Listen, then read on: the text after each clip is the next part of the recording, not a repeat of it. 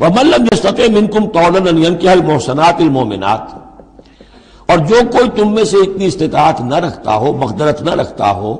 کہ مومن محسنہ عورتوں سے شادی کر سکے۔ اب محسن دو معنی میں آتا ہے، ایک خاندانی لڑکی، شریف لڑکی، خاندانی آزاد گھرانے کی کہ اسے گھر کا قلعہ حاصل ہے، اور ایک شادی شدہ عورت کے جو ایک شوہر کے قلعے کے اندر ہے۔ ایک ہے خاندان کا قلعہ، خاندان کی پروٹیکشن حاصل ہے، سپورٹ حاصل ہے، تو وہ عورت جو ہے وہ محسنہ ہے۔ اسی طرح وہ عورت کے جو شوہر کے گھر میں ہے، ایک قلعے میں ہے، اس کے گھر میں ہے، اس کی حفاظت میں ہے، وہ بھی محسنہ ہے۔ پہلے تھا وہ دوسری معنی میں یعنی شادی شدہ، یہاں مراد ہے شریف زادیاں، آزاد مسلمان عورتیں۔ اب ظاہر بات ہے آزاد مسلمان عورتوں کا تو مہر ادا کرنا پڑے گا،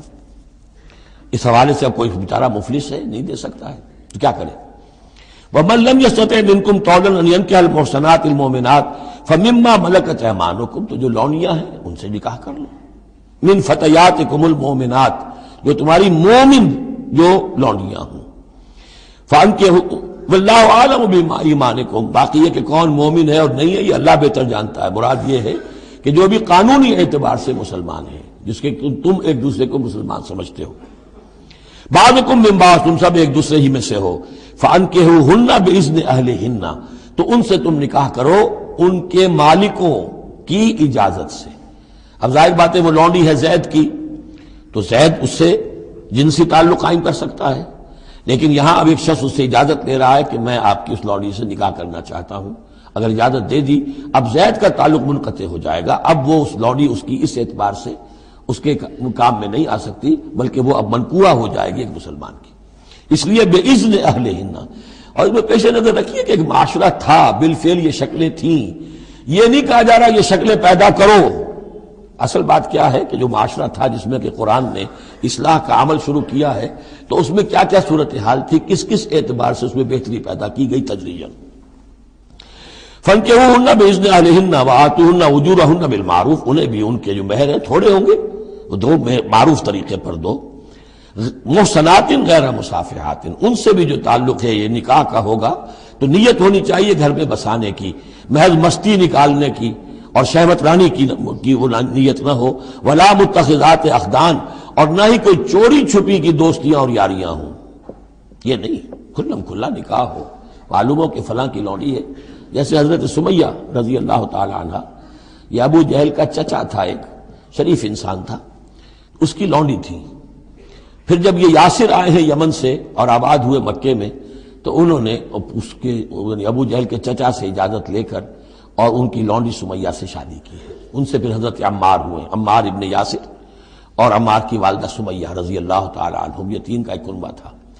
وہ شریف آدمی مر گیا تو پھر ابو جہل جو ہے اس کو اختیار ہو گیا ان پر، اس نے پھر جو پرسیکیوٹ کیا ہے وہ آپ کو معلوم ہے، اس خاندان کو بدترین جو ایذائیں دی گئی ہیں وہ اس خاندان کو دی گئی۔